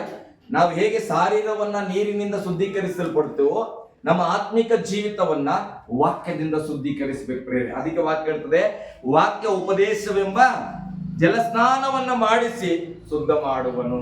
ಹಲ್ಲೆಲೂಯಾ. 119ನೇ ಕೀರ್ತನೆಯಲ್ಲಿ 19ನೇ ವಚನನ ಓದ್ರಿ ನೋಡುವ ಏನಿದೆ.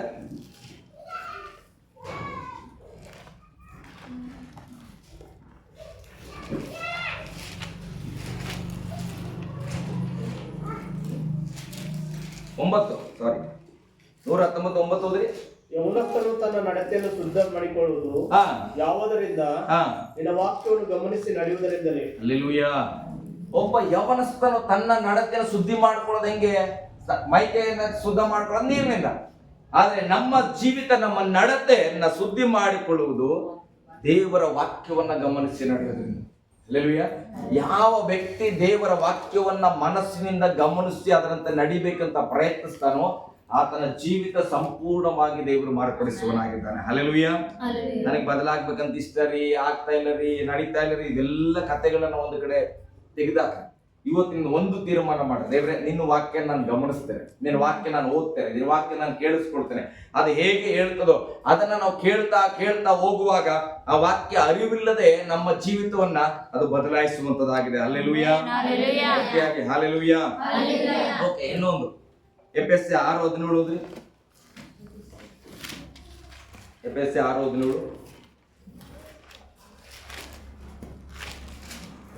ಇದಲ್ಲದೆ ರಕ್ಷಣೆ ಎಂಬ ಸ್ಥಿರಸ್ನಾನವು ಇಟ್ಟುಕೊಂಡು ಪವಿತ್ರಾತ್ಮನ್ನು ಕೊಡುವ ದೇವರ ವಾಕ್ಯ ಎಂಬ ಕತ್ತಿಯನ್ನೇ ಹಿಡಿಯಿರಿ. ಹಲ್ಲೆಲೂಯಾ. ದೇವರ ವಾಕ್ಯವೆಂಬ ವಾಕ್ಯ ಏನಾಗಿದೆ? ಖಡ್ಗವಾಗಿದೆ. ಈಗ ನಾವು ಮೊದಲು ಯೇಸುವನ್ನು ನಂಬಕ್ಕಿಂತ ಮುಂಚೆ ಏನ್ ಮಾಡ್ತಾ ಇದ್ವಿ? ಯಾರಾದ್ರೂ ನಮಗೆ ವಿರುದ್ಧವಾಗಿ ಬಂದ್ಬಿಟ್ರೆ ಜಗಳ ಆಡಕ್ ಹೋಗ್ತಿದ್ವಿ. ಹಲ್ಲೆಲೂಯಾ. ಬೆಲ್ಟ್, ಚೆನ್ನಾಗಿರೋ ಬೆಲ್ಟ್ ಹಾಕೊಳ್ಳೋದಿಲ್ಲಿ, ಮತ್ತೆ ಸೈಕಲ್ ಚೈನ್ ತರ ಸಣ್ಣದ್ ಬರ್ತದೆ, ಅದನ್ನ ಬೆಲ್ಟ್ ಆಗಿ ಹಾಕೊಳ್ಳೋದು. ಯಾಕೆ? ಜಗಳಕ್ಕೆ ಹೋಗ್ತಾವಲ್ಲ, ಜಗಳಕ್ಕೆ ಹೋದಾಗ ನಮ್ಗೆ ಬೇಕಲ್ಲ, ಸಡನ್ ಆಗಿ ಬೇಕಂದ್ರೆ. ಮತ್ತೆ ಅವಾಗೆಲ್ಲ ಪಂಚಿಂಗ್ ಅಂತ ಹೇಳಿ ಬರ್ತದ, 4 ಬೆರಳು ಒಳಗೆ ಹಾಕ್ಬಿಟ್ರೆ ಅಲ್ಲಿ ಕಬ್ಬಿಣದ ಒಂದು ಆಯುಧ ಇರ್ತದ, ಅದನ್ನ ಜೇಬಲ್ಲಿ ಇಟ್ಕೊಳ್ಳೋದು. ಅಂದ್ರೆ ನಾವು ಬೆಳೆದಿದ್ದೆ ಆ ರೀತಿಯಾಗಿ. ಅಕಸ್ಮಾತ್ ಕಾಲೇಜಲ್ಲೋ ಅಲ್ಲಿ ಏನಾದ್ರು ಬಸ್ ಸ್ಟಾಪ್ ಅಲ್ಲಿ ಜಗಳ ಹಾಕ್ಬಿಟ್ರೆ ಟಪ ಟಪ ಅಂತ ನಮ್ಗೆ ಹೊಡಿಲಿಕ್ಕೆ ಬೇಕಂತ. ಆದ್ರೆ ಈಗ ವಾಕ್ಯವನ್ನ ಗಮನಿಸಿದ ಮೇಲೆ, ವಾಕ್ಯವನ್ನ ಕೇಳಿದ ಮೇಲೆ ಈಗ ನನ್ನ ನಡತೆ ಬದಲಾಗಿದೆ. ಈಗ ನನ್ನ ಜೊತೆಲಿ ಯಾರಾದ್ರೂ ಶತ್ರುಗಳಾಗಿ ಜಗಳಕ್ಕೆ ಬಂದ್ರೆ ನಾನು ಚೈನ್ ತಗೊಂಡು, ಕಡಗ ತಗೊಂಡು, ಬೆಲ್ಟ್ ತಗೊಂಡು ಹೊಡೆಯಕ್ಕಾಗಲ್ಲ. ಹಲ್ಲೆಲೂಯಾ. ಗಟ್ಟಿಯಾಗಿ ಹಲ್ಲೆಲೂಯಾ. ಆದ್ರೆ ದೇವರು ಅದಕ್ಕೆ ಬದಲಾಗಿ ನಮಗೀಗ ವಾಕ್ಯವನ್ನೇ ಖಡ್ಗವಾಗಿ ಕೊಡ್ತಾನೆ. ಹಲ್ಲೆಲೂಯಾ. ವಾಕ್ಯ ನನ್ನ ಒಳಗಡೆ ಇದ್ರೆ ನಮ್ಮ ಶತ್ರುಗಳನ್ನು ಕೂಡ ವಾಕ್ಯದಿಂದ ಗೆಲ್ಲಬಹುದು. ಹಲ್ಲೆಲೂಯಾ. ಗಟ್ಟಿಯಾಗಿ ಹಲ್ಲೆಲೂಯಾ. ನಾನು ಯಾರ್ಯಾರು ಆ ಸಮಯದಲ್ಲಿ ಕೆಲವು ಬೇಜಾರಾಗಿ ನಾನು ನಡ್ಕೊಂಡಿನೋ, ಇವತ್ತು ನಾನು ಅವ್ರ ಜೊತೆ ನಂಗಿಲ್ಲ, ನಾನಾಗಿ ನಾನು ಹೋಗಿ ಮಾತಾಡಿಸ್ತೇನೆ. ಬ್ರದರ್ ಪ್ರೈಸ್ ನೋಡ್ರಿ, ಬ್ರದರ್ ಹೇಗಿದ್ದೀರಿ, ನಮಸ್ಕಾರ ರೀ ಬ್ರದರ್ ಅಂತ ಆಗ ನೋಡುವಾಗ ನಾನು ಮಾತನಾಡಿ ಈತ ನಮ್ಮ ಜೊತೆ ಜಗಳ ಆಡ್ದಂಗೆ ಇದ್ದನಲ್ಲ, ಈತ ನಮಸ್ಕಾರ ಹೊಡಿತಾರ ಅಂತೇಳಿ ಭಾಳ ದಿನ ಆಗಿರ್ಲಿ, ಆತ ಕೂಡ ನಮಸ್ಕಾರ ಅಂತ. ಹಲ್ಲೆಲೂಯಾ. ಎಲ್ಲಿದ್ರಿ? ಈಗ ಅಂದ್ರೆ ನಾನು ಬೀದರ್ಲಿ ಇದ್ದೀನಿ ಅಂತ ಹೇಳ್ತಾನೆ. ಏನ್ ಮಾಡ್ತಾ ಇದ್ರಿ? ನಾನು ಯೇಸು ಸ್ವಾಮಿಯ ಹೀಗೆ ಸೇವೆ ಮಾಡ್ತಾ ಇದ್ದೀನಿ. ಅವಾಗ ಅವ್ರ ಮನಸ್ಸಿಗೆ ಗೊತ್ತಾಗ್ಬಿಡ್ತು, ಓ ಈತ ಬದಲಾಗ. ಹಲ್ಲೆಲೂಯಾ. ಅದೇ ಮೊದಲಾಗಿದ್ರೆ ಏನು, ಆತ ಬರ್ತಾ ಇದ್ದಾನಂದ್ರೆ ಆತ ಮುಂದೆ ಕಾಲ ಹಾಕಿ ಕೊಡ್ಬೇಕು. ಯಾಕೆ? ಅದು ಹಳೆ ಸ್ವಭಾವ. ಆತನ ಮತ್ತೆ ಜಗಳ ಕರಿಬೇಕು ಅನ್ನೋ ರೀತಿಯಲ್ಲಿ. ಆಗಿನ ಆಯುಧ ಬೇರೆ, ಆದ್ರೆ ಇವತ್ತಿನ ಆಯುಧ ಯಾವುದು? ನನ್ನ ನಡತೆ ಬದಲಾಗಿದೆ. ನನಗೆ ದೇವರು ಇವತ್ತು ಆ ಆಯುಧಕ್ಕೆ ಬದಲಾಗಿ ವಾಕ್ಯ ಕೊಟ್ಟನ. ವಾಕ್ಯ ಏನಂತ ಹೇಳ್ತಾ? ಶತ್ರುಗಾಗಿ ಪ್ರಾರ್ಥಿಸು, ಶತ್ರುವನ್ನು ಕೂಡ ಪ್ರೀತಿಸು. ಅದು ಹೇಳುವಾಗ ನಾನು ಹೋಗಿ ನಾನಾಗಿ ಅವನನ್ನ ಮಾತನಾಡಿಸುವಾಗ ಆತ ಲೊಂಗ್ಕೊಂಡ್ಬರ್ತಾನೆ ಹೊಡಿಲಿಕ್ಕೆ. ಆತನಿಗೆ ಏನಾಗ್ತದೆ? ಸ್ವಲ್ಪ ಬೇಜಾರಾಗೋದು, ಯಾಕೆ ಹೆಂಗೆ ಮಾತಾಡ್ತಾನಲ್ಲ ಅಂತೇಳಿ. ಆಮೇಲೆ ಏನಾಗ್ತದೆ? ಆತನ ಹೃದಯ ಬದಲಾಗ್ತದೆ. ಹಲ್ಲೆಲೂಯಾ. ಬೈಬಲ್ ಹೇಳ್ತೇವೆ ವಾಕ್ಯವು ನಮಗೆ ಖಡ್ಗವಾಗಿದೆ ಪ್ರೇರೆ. ನಾವು ಯುದ್ಧ ಮಾಡೋದಂದ್ರೆ ಬಡಗಿ ತಗೊಂಡು, ಕತ್ತಿ ತಗೊಂಡು ಜಗಳ ಮಾಡೋದಲ್ಲ. ವಾಕ್ಯವನ್ನು ನಮ್ಮ ಮನಸ್ಸಲ್ಲಿ ಇದ್ರೆ ಶತ್ರುಗಳನ್ನು ಕೂಡ ಗೆಲ್ಲಬಹುದು. ಹಲ್ಲೆಲೂಯಾ. ಗಟ್ಟಿಯಾಗಿ ಹಲ್ಲೆಲೂಯಾ. ಸೈತಾನನು ಬರ್ತಾನ. ಸೈತಾನನು ಬಂದ್ರೆ ನಮ್ ಕಡೆಗೆ ಕೆಲಸ ಮಾಡ್ತದ? ಕೆಲಸ ಮಾಡಂಗಿಲ್ಲ. ಸೈತಾನ್ ಏನ್ ಹೇಳ್ಬೇಕು? ವಾಕ್ಯ ಹೇಳ್ಬೇಕು. ಯೇಸುವಿನ ನಾಮದಲ್ಲಿ ಬಿಟ್ಟೋಗು, ನಾನ್ ರಕ್ಷಣೆಯಲ್ಲಿ ಇದ್ದೇನೆ, ನಾನು ದೇವರ ಮಗ, ನನಗೆ ಅಧಿಕಾರ ಕೊಟ್ಟನ. ವಾಕ್ಯ ಹೇಳ್ತದೆ ಯೇಸುವಿನ ನಾಮದಲ್ಲಿ ಬಿಟ್ಟೋಗಂದ್ರೆ ಅದು ಬಿಟ್ಟು ಹೋಗ್ತದೆ. ವಾಕ್ಯ ಗೊತ್ತಿಲ್ಲ, ವಾಕ್ಯದ ಖಡ್ಗ ಹೇಳಕ್ಕೆ ನಿನ್ಗೆ ಇಲ್ಲ, ನಿನ್ ಬಾಯಲ್ಲಿ ವಾಕ್ಯ ಇಲ್ಲ ಅಂದ್ರೆ ಏನಾಗಲ್ಲ. ಸೈತಾನ ಯಾರೋ ಹೋಗ ಕಡೆ. ಹಲ್ಲೆಲೂಯಾ. ವಾಕ್ಯವು ನಮ್ಗೆ ಏನಾಗಿದೆ? ಖಡ್ಗವಾಗಿದೆ. ಹೇಳ್ರಿ, ವಾಕ್ಯವು ಖಡ್ಗವಾಗಿದೆ. ಓಕೆ, ಇನ್ನೊಂದು ಯೋಹಾನ ಸುವಾರ್ತೆ 6:63 ಯೋಹಾನ ಸುವಾರ್ತೆ 6ನೇದೇ 63 ವಚನ. ಬದುಕಿಸುವಂಥದ್ದು ಆತ್ಮವೇ, ಬದುಕಿಸುವಂಥದ್ದು ಆತ್ಮವೇ, ಮಾಂಸವು ಯಾವುದಕ್ಕೂ ಬರುವುದಿಲ್ಲ. ಆ ನಾನು ನಿಮಗೆ ಹೇಳಿರುವ ಮಾತುಗಳೇ ಆತ್ಮವಾಗಿಯೂ ಯಾರ್ದು? ಯೇಸು ಸ್ವಾಮಿ ಹೇಳಿರೋ ಮಾತೇ ಆತ್ಮವಾಗಿಯೂ ಜೀವವಾಗಿಯೂ ಅವೆ. ಹಲ್ಲೆಲೂಯಾ. ಹಾಗಾದ್ರೆ ಈಗ ಈ ವಾಕ್ಯ ಒಂದು ಕಡೆ ಆತ್ಮವಾಗಿದೆ, ಒಂದು ಕಡೆ ಜೀವವಾಗಿದೆ. ಆಮೆನ್. ಹಲ್ಲೆಲೂಯಾ. ಈ ವಾಕ್ಯದ ಅನ್ಯೋನ್ಯತೆಯಲ್ಲಿರ್ರಿ ಅಂತ ದೇವರು ನಮ್ಮನ್ನು ಕರೆದಿದ್ದು. ಅಂದ್ರೆ ಆತ್ಮನ ಸಂಗಡ ಅನ್ಯೋನ್ಯತೆಯಲ್ಲಿರ್ರಿ, ಜೀವದ ಸಂಗಡ ಅನ್ಯೋನ್ಯತೆಯಿರ್ಲಿ. ಮರಣದ ಸಂಗಡ ಅಲ್ಲ, ರೋಗದ ಸಂಗಡ ಅಲ್ಲ, ಲೋಕದ ಸಂಗಡ ಅಲ್ಲ. ವಾಕ್ಯ ಹೇಳ್ತದೆ, ನಾನು ಹೇಳಿರುವ ಮಾತುಗಳೇ ಜೀವವಾಗಿಯೂ ಆತ್ಮವಾಗಿಯೂ ಇದೆ. ಯಾವ ಮನುಷ್ಯನು ಆ ವಾಕ್ಯವನ್ನು ಹಿಡಿದುಕೊಂಡಿದ್ದಾನೋ ಆತನು ಆತ್ಮೀಯ ಮನುಷ್ಯನಾಗ. ಹಲ್ಲೆಲೂಯಾ. ನೀವ್ಯಾರು? ನಾವು ಆತ್ಮೀಕರು. ಹೇಳೋದ್ರಿಂದ ಆತ್ಮಿಕರಲ್ಲ. ಆ ವಾಕ್ಯ ಆತ್ಮವಾಗಿದೆ. ಆ ವಾಕ್ಯ ನಿನ್ನಲ್ಲಿ ಜೀವಿಸ್ತಾರೆ, ನೀನು ಆತ್ಮಿಕರು. ಹಲ್ಲೆಲೂಯಾ. ನೀನು ಪ್ರಾಕೃತಿಕ ಮನುಷ್ಯನ, ಆತ್ಮೀಯ ಮನುಷ್ಯನ. ನಾವು ಬೈಬಲ್ ಹಿಡ್ಕೊಂಡ್ ಬರ್ತೇವಲ್ಲ, ನಾವು ಆತ್ಮಿಕ ಮನುಷ್ಯರು. ಹಿಡ್ಕೊಂಬರೋದ್ರಿಂದ ಆತ್ಮಿಕ ಮನುಷ್ಯರಲ್ಲ, ಅದನ್ನ ಅಳವಡಿಸ್ಕೊಂಡ್ರೆ ನೀನು ಆತ್ಮಿಕ ಮನುಷ್ಯ. ಹಲ್ಲೆಲೂಯಾ. ಹಲ್ಲೆಲೂಯಾ. ಓಕೆ, ನಾನು ಹೇಳ್ತೇನೆ, ದೇವರ ವಾಕ್ಯ ಏನಾಗಿದೆ? ಆತ್ಮವಾಗಿದೆ ಪ್ರಿಯ. ಯಾರಲ್ಲಾದ್ರೂ ಒಂದು ದುಷ್ಟಾತ್ಮ ಹೋಗ್ಬಿಡ್ತಂತ ಇಟ್ಕೊಂಡ್ರಿ, ಅದು ಏನ್ ಮಾಡ್ತದೆ? ಆತನನ್ನ ಅದಕ್ಕೆ ಇಷ್ಟ ಬಂದಂಗೆ ನಡ್ಸ್ಕೊಳ್ತದೆ ಅಲ್ಲ? ಹಂಗೇನ ಇಲ್ಲ? ಅವ್ರಲ್ಲ ನನಗೆ ದಯಬ್ರದರಿಗೂ ಬಹಳ ಅನುಭವ ಆಗ್ಬಿಟ್ಟದು. ಬಹಳ ದೆವ್ವಗಳು ಬಿಡ್ಸಕ್ ಹೋಗಿ ಅಲ್ಲಿ ಎಲ್ಲೋ ಹೋಗಿ ನೋಡಿದ್ರೆ, ನಾವು ಮಾಮೂಲಿ ನೋಡಿದ ಮನುಷ್ಯ ಬೇರೆ, ಆ ಮಾಟ ಮಾತ್ರ ದುರಾತ್ಮ ಹೋಗಿದ್ರೆ ಅವ್ರು ಮಾತಾಡೋ ರೀತಿನೇ ಬೇರೆ. ಹಲ್ಲೆಲೂಯಾ. ಅಂದ್ರೆ ದುಷ್ಟಾತ್ಮ ಹೋಗಿದ್ರೆ ದುಷ್ಟಾತ್ಮನ ಕ್ರಿಯೆಯಲ್ಲಿ ನಡೀತದೆ. ಇಲ್ಲಿ ವಾಕ್ಯ ಏನಾಗಿದೆ? ಆತ್ಮ ಮತ್ತೆ ಜೀವವಾಗಿದೆ. ಹೇಳ್ರಿ, ವಾಕ್ಯವು ಏನಾಗಿದೆ? ಆತ್ಮ ಮತ್ತೆ ಜೀವ. ಅಂದ್ರೆ ವಾಕ್ಯವು ಆತ್ಮವಾಗಿದೆ. ವಾಕ್ಯ ನಿನ್ನ ಒಳಗಡೆ ಬಂದ್ರೆ ಆ ವಾಕ್ಯದ ಆತ್ಮ ನಿನ್ನ ಒಳಗಡೆ ಇದ್ದಾನೆ. ಹಾಗಾದ್ರೆ ನೀನು ಹೆಂಗೆ ವರ್ತಿಸ್ಬೇಕು? ಈಗ ಹೆಂಗೆ ವರ್ತಿಸ್ಬೇಕು? ಇಲ್ಲಪ್ಪ, ನಾನು ನಮ್ಮ ಸಾಲುಮ್ ಒಳಗೆ ಹೋಗ್ಬಿಟ್ರೆ ಸಾಲುಮ್ ನಂತರ ಮಾತಾಡಕತ್ತೀನಿ ಅಂತ ನಾನು ಹೇಳ್ತಾ ಇದ್ದೀನಿ. ಈಗ ದಿನಕರ ವಾಕ್ಯ, ದಿನಕರಿಗೆ ಸಾಲುಮ್ ಒಳಗೆ ಬಂದ್ಬಿಟ್ಟು, ಈಗ ಸಾಲುಮ್ ಯಾರ ತರ ವರ್ತಿಸ್ಬೇಕು? ದಿನಕರ ತರ. ಉದಾಹರಣೆ ಇಲ್ಲ ಅಂದ್ರೆ ಹೋಗಲ್ಲ ತಲೆಗೆ. ಹಾಗಾದ್ರೆ ಈಗ ವಾಕ್ಯ ಆತ್ಮ, ವಾಕ್ಯ ನಿನ್ನ ಒಳಗಡೆ ಪ್ರವೇಶಿಸಿತ್ತು, ವಾಕ್ಯ ನಿನ್ನ ಒಳಗಡೆ ಬೀಜವಾಗಿ ಬಿದ್ದಿತ್ತು, ಆ ವಾಕ್ಯ ನಿನ್ನ ಒಳಗಡೆ ಬೆಳೀತಾ ಇದೆ. ಆ ವಾಕ್ಯದ ಪ್ರತಿಫಲಗಳು ನಿನ್ನ ಶಾರೀರದಲ್ಲಿ, ನಿನ್ನ ಜೀವಿತದಲ್ಲೆಲ್ಲ ಅದು ಹಬ್ಬುತ್ತಾ ಇದೆ. ಹಾಗಾದ್ರೆ ಈಗ ನಿನ್ನ ನಡವಳಿಕೆ ಯಾರಂತ ಇರ್ತದ? ವಾಕ್ಯದಂತೆ. ವಾಕ್ಯ ಯಾರು? ಅಂದ್ರೆ ಯಾರ ತರ ಇರ್ತದೆ? ಯೇಸು ಸ್ವಾಮಿ ತಪ್ಪಂತ ಹೊಡೆದ್ರೆ ಲಾಂಗ್ ಎತ್ಕೊಂಡ್ರ ಏನ್ ಮಾಡ್ತಾರೆ? ನಾವೇನ್ ಮಾಡ್ತೇವೆ? ಹಲ್ಲೆಲೂಯಾ. ಹಂಗ ಸೇರಿಸಿ ನಾವು ನಮ್ಮ ಒಳಗಡೆ ವಾಕ್ಯ ಬಂದಿದ್ರೆ ನಾವು ವಾಕ್ಯವಾಗಿ ಬದಲಾಗುತ್ತೆ. ಅದನ್ನ ಗಟ್ಟಿಯಾಗಿ ಹಿಡ್ಕೊಳ್ಬೇಕು. ದೇವ್ರೆ, ನಾನು ನಿನ್ನಂತೆ ಮಾರ್ಪಡ, ನಾನು ನಿನ್ನಂತೆ ಮಾರ್ಪಡ, ನಿನ್ನಂತೆ ನಮ್ಮನ್ನ ಮಾರ್ಪಡಿಸು. ಹಲ್ಲೆಲೂಯಾ. ಕ್ರಿಸ್ತನ ಮನಸ್ಸನ್ನು ನಮಗೆ ಕೊಡು. ದೇವ್ರೆ, ನೀನು ಹೇಗೆ ವರ್ತಿಸಿದೆ ಹಾಗೆ ನಾನು ಇರಬೇಕು, ನೀನು ಹೇಗೆ ಮಾತನಾಡಿದೆ ಹಾಗೆ ನಾನು ಮಾತನಾಡಬೇಕು, ನೀನು ಹೇಗೆ ಅದ್ಭುತಗಳನ್ನ ಮಾಡಿದೆ ನಾನು ಹಾಗೆ ಮಾಡಬೇಕು. ಯಾಕಂದ್ರೆ ವಾಕ್ಯದ ಅನ್ಯೋನ್ಯತೆ ಅಂದ್ರೆ ಅವರ ಜೊತೆಲಿ ಇರುವಾಗ ಅವರ ಸ್ವಭಾವ ನಮಗೆ ಬರಬೇಕು ಪ್ರೇರೆ. ಆತನಲ್ಲಿ ಇರುವಂತ ಐಶ್ವರ್ಯ ನಮಗೆ ಬೇಕಂದ್ರೆ ಆತನಿಗೆ ಇದ್ದಂತ ಕಷ್ಟವೂ ಕೂಡ ನಮಗೆ ಬೇಕು. ಹಲ್ಲೆಲೂಯಾ. ನನ್ನ ಜೊತೆಲಿ ಬಂದಾಗ, ಸಾಲು ಮೈಸೂರಿಗೆ ಬಂದಾಗ ನಾನು ಬಿರಿಯಾನಿ ಊಟ ಮಾಡ್ತಾ ಇದ್ದೆ, ಆತನ ಊಟ ಮಾಡಿದ್ನು. ಈಗ ನಾನು ಹೋಗಿದ್ದೇನೆ, ನನಗೆ ಬಿರಿಯಾನಿ ಸಿಗ್ಲಿಲ್ಲ, ಉಪವಾಸ ಇದ್ದೇನೆ. ಆಗ ಸಾಲುಮು, ನನ್ನ ಹತ್ರ ಹಣ ಇದೆ, ನಾನು ಬಿರಿಯಾನಿ ತಗೊಂಡು ತಿಂತೇನೆ ಅಂದ್ರೆ ಏನಾಗ್ಬೋದು ಈ ಸಂಬಂಧ? ಏನಪ್ಪ ಇದು ಅನ್ಯೋನ್ಯತೆ ಅಂತಾರ? ಇಲ್ಲ ಅಂದ್ರೆ ಅವನ್ ಬಿರಿಯಾನಿ ನನಗೆ ಕೊಡ್ಬೇಕು. ಹಲ್ಲೆಲೂಯಾ. ನಾನೀಗ ಅವ್ನು ತಿನ್ನೋ ಬಿರಿಯಾನಿ ನಾನು ತಿನ್ನಲ್ಲ, ನಾನು ಅದು ತಿನ್ನಲ್ಲಪ್ಪ, ನನಗೆ ಬೇಕಂದ್ರೆ ಬೇಕಂತ. ಈಗ ಆತ ನನ್ನ ಅನ್ಯೋನ್ಯತೆಯಲ್ಲಿ ಇದ್ರೆ ಏನ್ ಮಾಡ್ಬೇಕು? ಏನ್ ಮಾಡ್ಬೇಕು? ಮೇಕೆದ ತಗೋಬೇಕು. ಅಲ್ಲಿ ಮೇಕದಿಲ್ಲ, ಏನ್ ಮಾಡ್ಬೇಕು? ಹೋಗ್ಲಿ ಬಿಡ, ನೀನ್ ತಿನ್ನಲ್ಲ ನಾನು ಒಬ್ಬನೇ ತಿಂತೆ ಅನ್ಬೇಕಾ? ಮನುಷ್ಯರ ಅನ್ಯೋನ್ಯತೆ ಹಿಂಗೆ ಆಗ್ತದೆ. ನೀನ್ ತಿನ್ನಲ್ಲ ಬಿಡ, ನನ್ನ ಹೆಂಡತಿ ಇದೆ, ನನ್ ಟೆನ್ಷನ್. ಹಲ್ಲೆಲೂಯಾ. ನನ್ನ ಹೆಂಡತಿ ಹೊರಗಡೆ ಬಂದಾಗ ಏನ್ ತಿನ್ನಲ್ಲ, ಆಕೆ ಏನಂತ ಗೊತ್ತಾ? ನೀನ್ ತಗೋ ಅಂತ. ನಾನು ನಂದು ಏನು ಸಮಸ್ಯೆ, ಒಬ್ಬನೇ ತಿನ್ನಲ್ಲ, ಯಾರೇ ಇರ್ಬೇಕು. ಯಾರಿಲ್ಲ ಅಂದ್ರೆ ಏನಾಗ್ತದ? ಹೆಂಡತಿ ಕಡೆಯಿಂದ ಎಷ್ಟೋ ಸಲ ಉಪವಾಸ ಬಂದ್ವಿ ಮನೆಗೆ. ಯಾಕೆ ಆಕೆ ಹೊರಗೆ ತಿನ್ನಲ್ಲ, ಅದು ಬೇಡ ಅಂದಾಗ ಇದು ಬೇಡ ಅಂತಾರ. ಈಗ ನಾನು ಒಬ್ಬನೇ ತಿನ್ನಕಲ್ಲ, ಅದಕ್ಕೆ ನಾವು ಇದು ಅನ್ಯೋನ್ಯತೆ. ಹೋಗ್ಲಿ ಬಿಡು, ನೀನು ಅಲ್ಲಿ ಕುಂತಿರು, ನಾನು ತಿನ್ಕೊಳ್ತೇನೆ ಅಂದ್ರೆ ಇದು ಅನ್ಯೋನ್ಯತೆ ಅಲ್ಲ ಪ್ರೇಮ. ನನ್ನ ಹೆಂಡತಿ ಹೇಳ್ಬೋದು, 2 ಸಾರಿ ಹೇಳ್ತಾರ, 3 ಸಾರಿ ಹೇಳ್ತಾರ.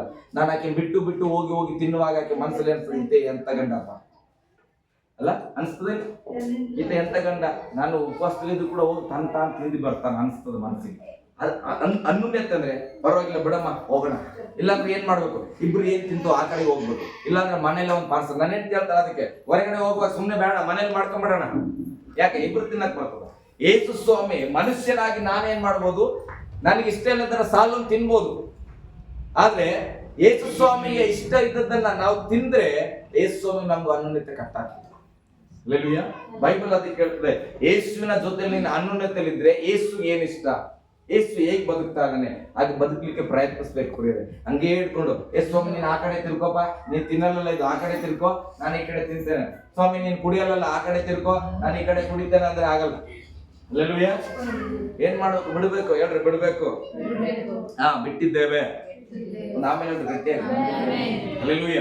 ಕ್ರಿಸ್ತನ ಅನ್ಯೂನ್ಯತೆಗೆ ಬರ್ರಿ, ವಾಕ್ಯದ ಅನ್ಯೂನ್ಯತೆಗೆ ಬರ್ರಿ.